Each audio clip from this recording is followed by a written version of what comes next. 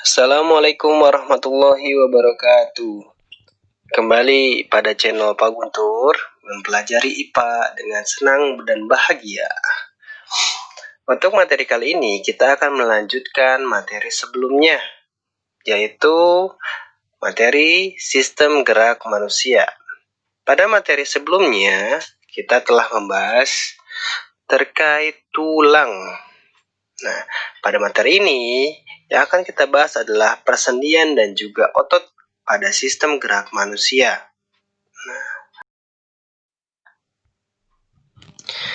Yang pertama adalah persendian. Seperti kalian ketahui, ada banyak sekali tulang yang menyusun rangka pada tubuh manusia. Masing-masing tulang tentu saling berhubungan. Setidaknya ada 200 tulang yang posisinya saling berhubungan di dalam tubuh manusia. Hubungan yang terdapat di antara dua tulang yang disebut dengan sendi ataupun artikulasi. Di dalam sistem gerak pada manusia, persendian memiliki fungsi serta peranan yang amat penting di dalam proses terjadinya aktivitas ataupun gerakan. Pada tubuh kita, manusia, terdapat berbagai macam sendi. Namun, berdasarkan kepada sifat pergerakannya, sendi dibedakan ke dalam 3 macam, yaitu ada sendi mati atau sinartrosis. Lalu yang kedua adalah sendi kaku atau yang disebut dengan amfiartrosis. Dan yang terakhir adalah sendi gerak, diartrosis. Pertama adalah sendi mati atau sinartrosis, yaitu sendi yang tidak mempunyai celah sendi, sehingga tidak mungkin terjadi pergerakan pada sendi tersebut. Sendi mati contohnya terdapat pada sendi-sendi yang menghubungkan antar tulang pada bagian tengkorak. Lalu yang kedua adalah sendi kaku atau amfiartrosis. Sendi yang dapat digerakkan namun terbatas. Contohnya adalah sendi pada ruas tulang belakang, sendi pada pergelangan tangan, serta sendi pada tulang dada. Yang selanjutnya adalah sendi gerak. Sendi gerak atau disebut dengan diartrosis adalah sendi yang dapat digerakkan secara bebas. Sendi gerak dibedakan menjadi sendi engsel, sendi pelana, sendi geser, sendi putar, sendi peluru, dan sendi gulung. Sendi engsel, seperti engsel pada pintu, yaitu sendi ini memungkinkan pergerakan tulang pada satu arah. Contoh sendi engsel adalah sendi pada lutut dan siku. Lalu selanjutnya adalah sendi pelana. Pada sendi pelana, salah satu tulang dapat digerakkan menuju dua arah. Contohnya adalah sendi yang menghubungkan ruas jari dengan telapak tangan. Kemudian yaitu sendi geser. Sendi ini memungkinkan terjadinya gerakan pergeseran pada tulang. Contohnya adalah sendi-sendi pada ruas tulang belakang. Selanjutnya adalah sendi putar. Sendi putar, pada jenis sendi ini, salah satu tulang dapat bergerak karena memiliki poros pada tulang yang lain. Contohnya adalah sendi yang menghubungkan tulang hasta dan tulang pengumpil. Selanjutnya adalah sendi peluru. Pada sendi ini, salah satu tulang berbentuk bonggol, sehingga tulang itu dapat bergerak ke segala arah. Contohnya adalah sendi yang menghubungkan tulang lengan dengan tulang gelang bahu, serta tulang paha dan tulang gelang panggul. Dan yang terakhir adalah sendi gulung, yaitu sendi yang memungkinkan terjadinya gerak rotasi pada poros, tapi gerakannya terbatas. Contoh pada hubungan ujung tulang telapak tangan dengan ujung tulang jari tangan.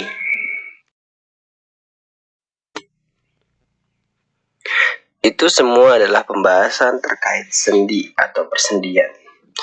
Kemudian kita akan melanjutkan pembahasan terkait otot. Otot merupakan jaringan yang terdapat di dalam tubuh manusia yang fungsinya sebagai alat gerak aktif untuk membantu tulang agar bisa bergerak.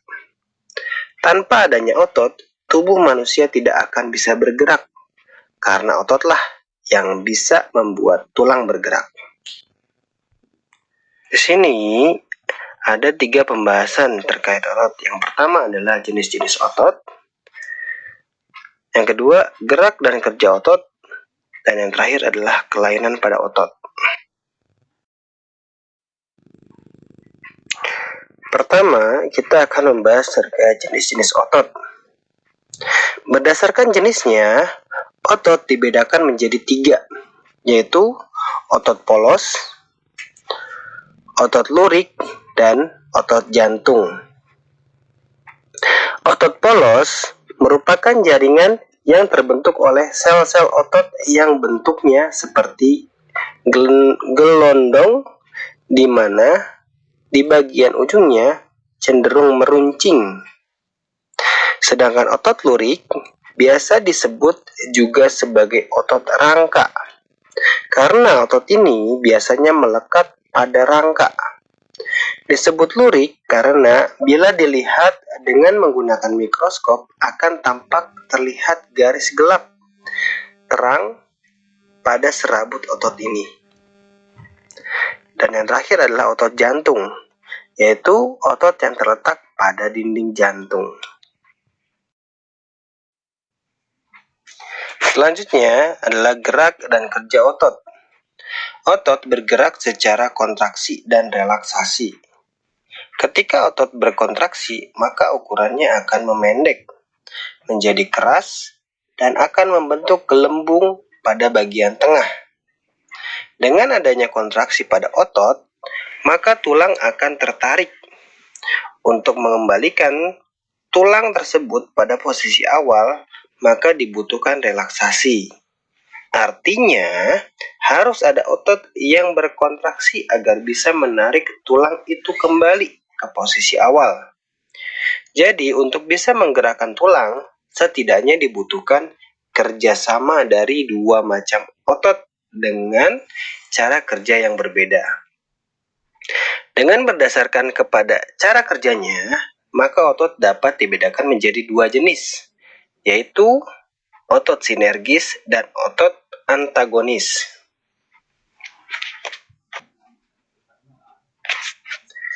Yang pertama adalah otot gerak sinergis, yaitu merupakan gerak selaras dari 2 otot atau lebih. Pada gerak sinergis, otot-otot tersebut akan berkontraksi dan berelaksasi secara bersamaan. Contohnya adalah gerakan pada otot punggung dan leher. Kemudian, yaitu otot gerak antagonis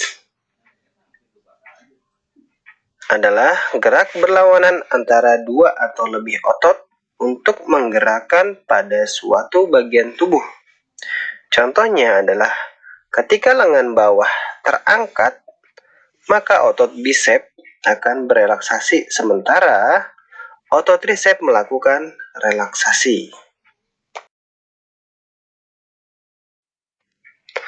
Kemudian yang terakhir adalah kelainan pada otot.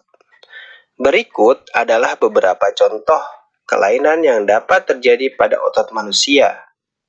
Yang pertama adalah tetanus, yaitu kelainan pada otot yang disebabkan oleh infeksi bakteri, sehingga kondisi otot terus menegang.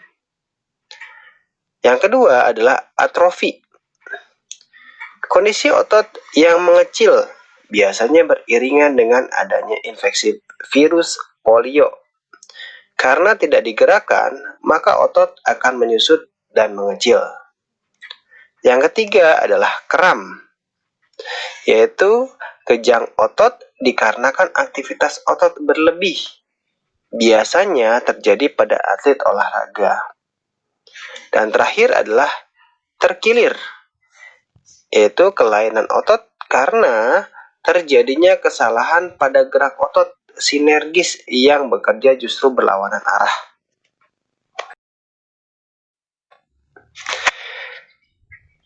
Itu semua pembahasan terkait persendian dan juga otot pada sistem gerak manusia. Terima kasih sudah menonton video ini. Sekian dari saya. Assalamualaikum.